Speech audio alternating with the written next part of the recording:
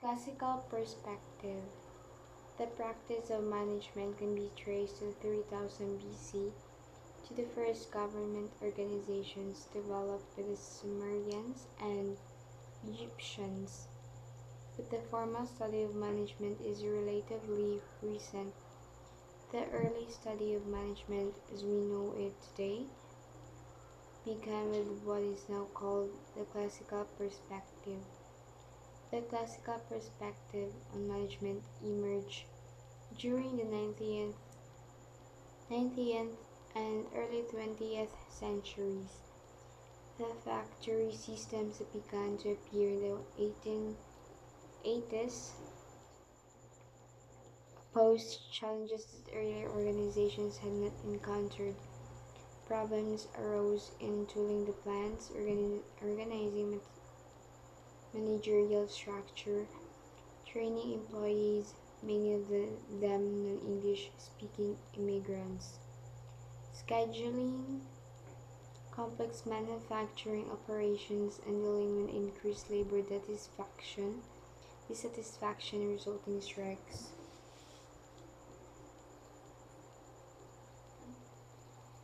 These myriad new problems and the development of large, complex organizations demanded a new approach to coordination and control and a new subspecies of economic man. The salaries manager was born between 1880 and 1920.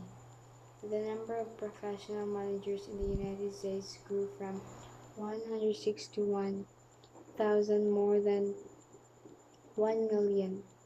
These professional managers began developing and testing solutions to the mounting challenges of organizing, coordinating, and controlling large numbers of people and increasing worker productivity. Thus began the evolution of modern management with a classical perspective.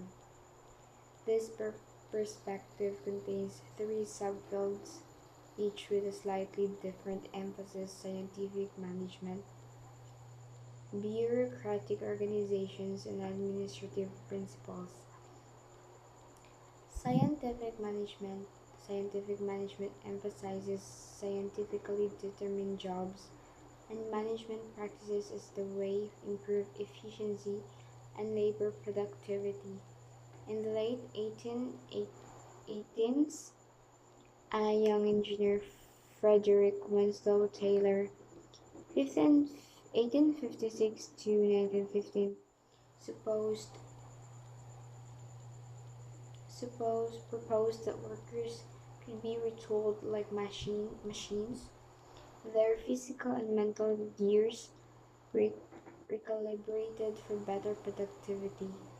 Taylor insisted improving productivity meant that management minded only by scientific study. Hence, the label scientific management emerged. Taylor suggested that decisions based on rules of thumb and traditions be replaced with of precise procedures developed after careful study of individual situations. Taylor's philosophy is encapsulated in his statement: in the future, the system must be first.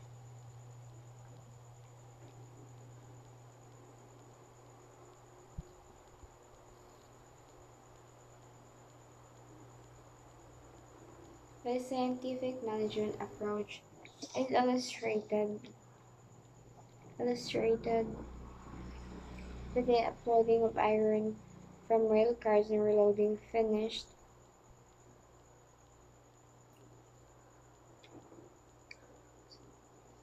steel for the Bethlehem Steel Plant in 1898.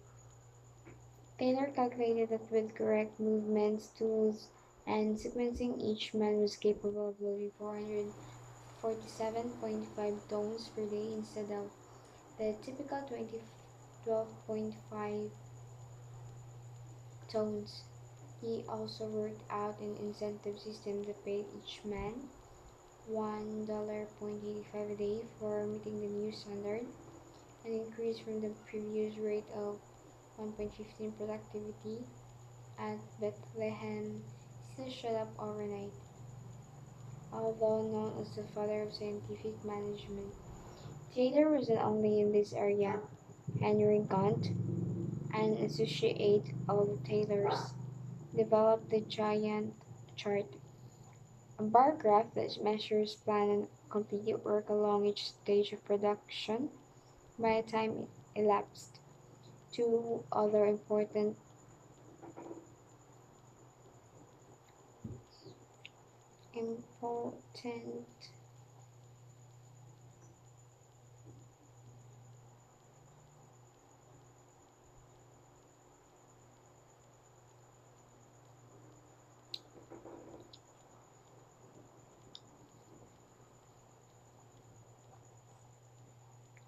a paper in place of her late husband continued their seminars and consulting, lec- lectured, and eventually became a professor at Purdue University. She pioneered in the field of industrial psychology, and made substantial contributions to human resource management. Exhibit 2.2 shows the basic ideas of scientific management. To use this approach, managers should develop standard methods for doing each job, selected workers with the appropriate abilities, train workers in the standard methods, support workers, and eliminate interruptions and provide wage incentives. The ideas of scientific management have become tailored dramatically increase productivity across all industry, and they are still important today. A recent Harvard Business Review article discussing innovations that shape modern management puts scientific management at the top of its list of 12 influential innovations. Indeed, the ideas of creating a system for maximum efficiency and organizing work for maximum productivity are deeply embedded in our organizations. However, because scientific management ignored its social context and workers' needs, it lead to increased conflict and sometimes violent clashes between managers and employees. Under this system, workers often feel exploited, a sharp contrast from the harmony and cooperation that Taylor and his followers had envisioned.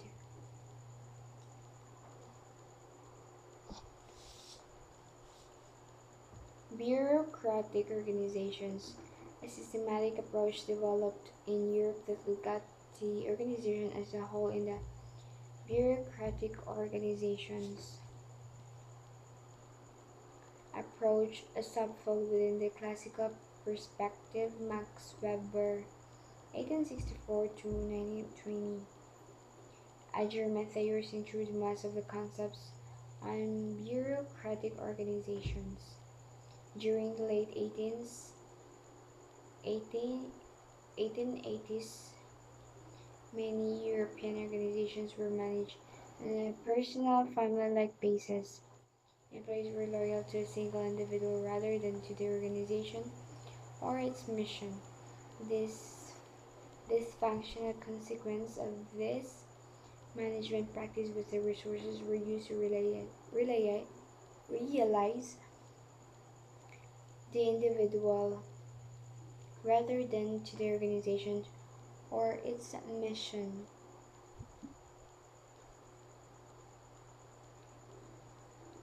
Employees in effect own the organization and use resources for their own gain rather than to serve customers. Weber envisioned organizations that we manage on an impersonal, rational basis. This form of organization was called a bureaucracy. Exhibit 2.3 summarizes the six characteristics of bureaucracy as specified by Spencer I. by Weber. Weber believed that organization based on rational authority would be more efficient and adaptable to change because priority continuity is related to formal structure and position rather than a particular person who may live or die. To Weber, rationality in organization meant employee selection and advancement based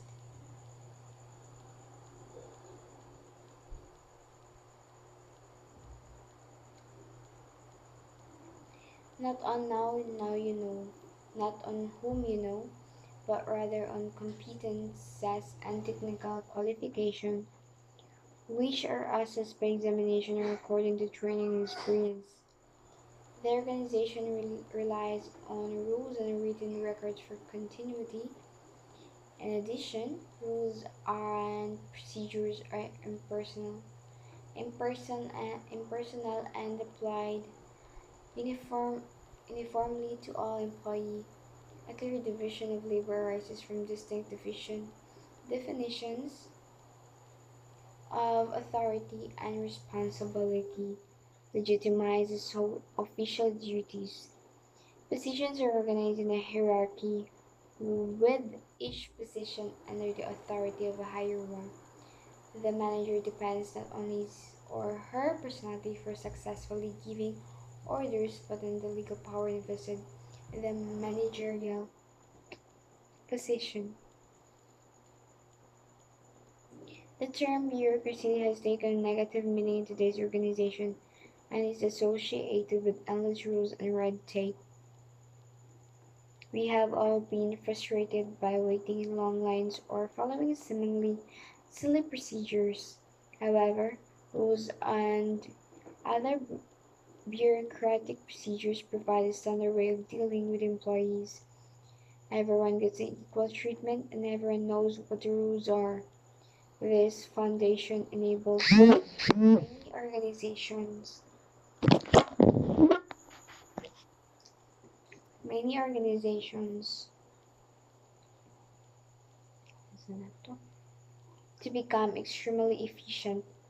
Consider United Parcel Service or UPS, sometimes called B. Brown.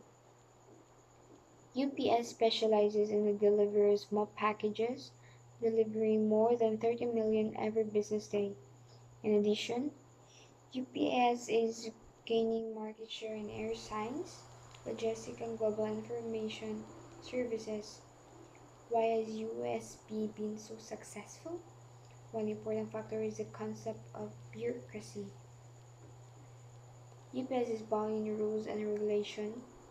It teaches drivers an outstanding 340 steps for how to correctly deliver a package, such as how to load the truck, how to fasten their seatbelts, how to walk, and how to carry their keys.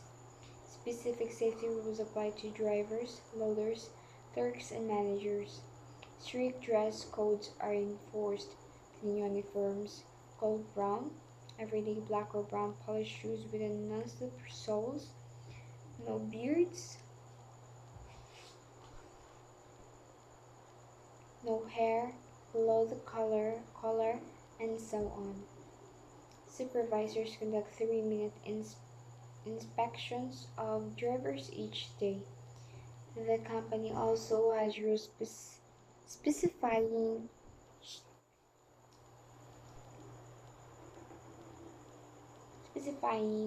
cleanliness standards for buildings, trucks, and other properties. No eating or drinking is permitted at the employee desk. Every manager is given bound copies of policy books and is expected to use them. UPS is well-defined division of labor. Each plant consists of all specialized drivers, load clerks, washers, sorters, and maintenance personnel. UPS strives in written records and has been a leader in using new technology to enhance reliability and efficiency. Drivers use a computerized clipboard to track everything from miles per gallon to data and parcel delivery. All drivers are given daily worksheets that specify performance goals and work output. Technical qualification is a criterion for hiring and promotion. The UPS policy book says the leader is expected to have the knowledge and capacity to justify the position of leadership. Favoritism is forbidden. The bureaucratic model works just fine at UPS, the tightest ship in the shipping business.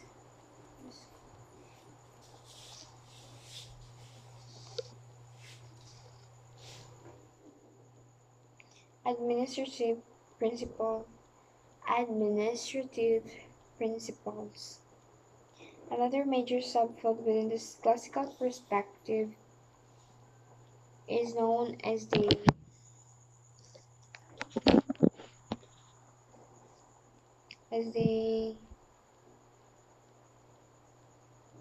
administrative principle approach, whereas scientific management focused on the productivity of the individual worker. The administrative principles approach focus on the total organization.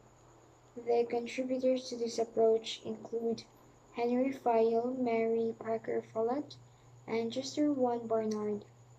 Henry Fayol, 1841 to 1925, was a French mining engineer who worked his way up to become head of a major mining group known as Commonwealth.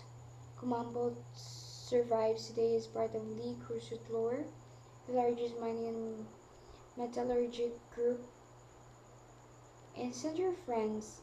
In his later years, Fayol wrote down his concept of administration based largely on his own management experiences.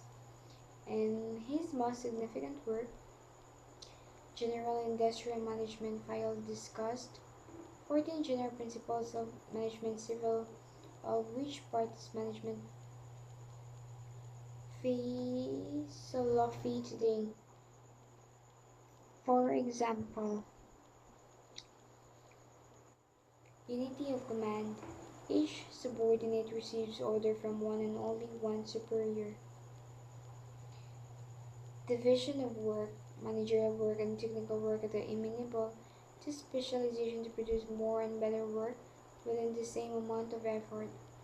Unity of direction. Similar activities in an organization should be grouped together under the manager. Scholar chain. A chain of authority extends from the top to the bottom of the organization and should include every employee.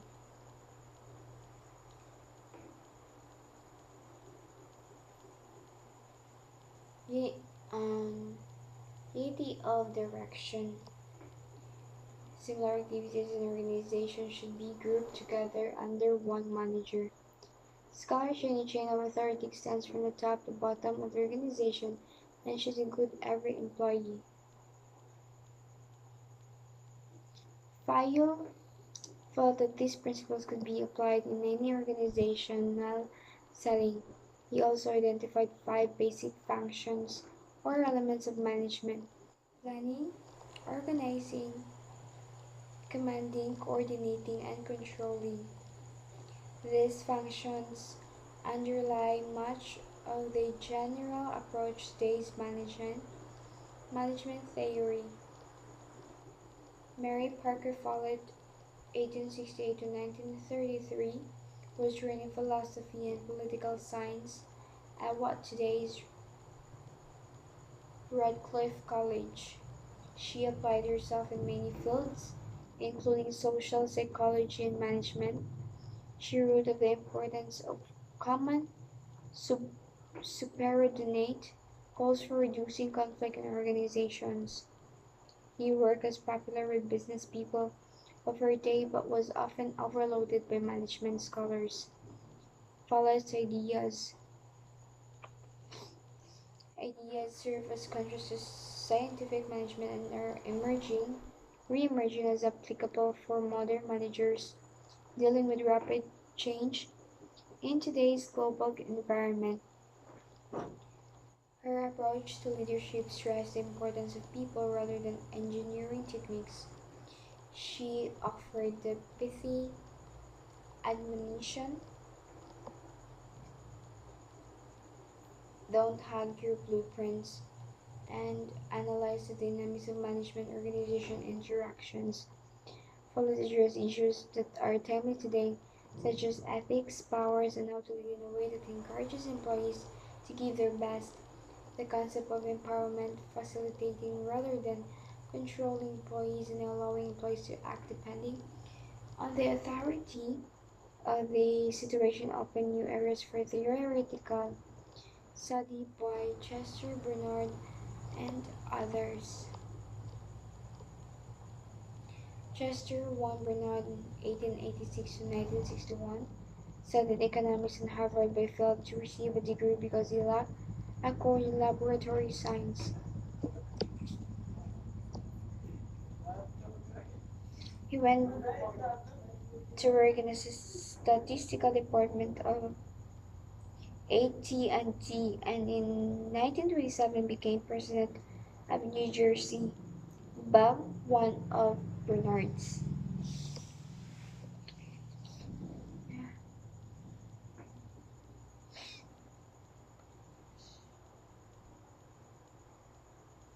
significant contributions was the concept of the information organization.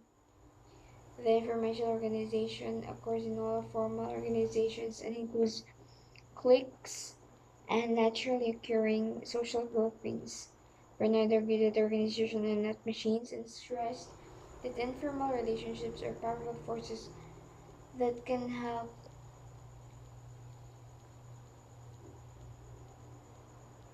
the organization if properly managed.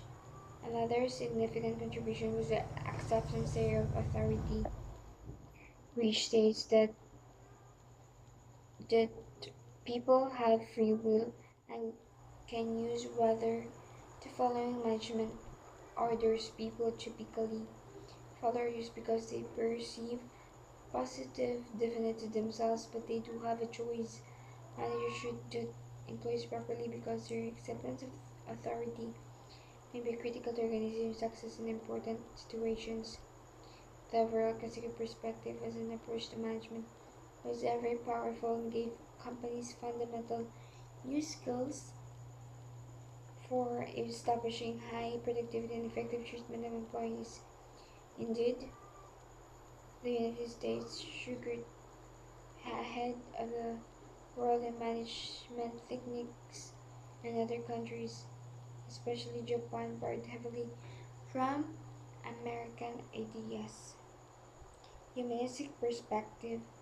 Mary Parker Follett and Chester Bernard were early advocates of a more humanistic perspective on management that emphasized the importance of understanding human behaviors, needs, and actions in the workplace as well as the social interactions and group processes.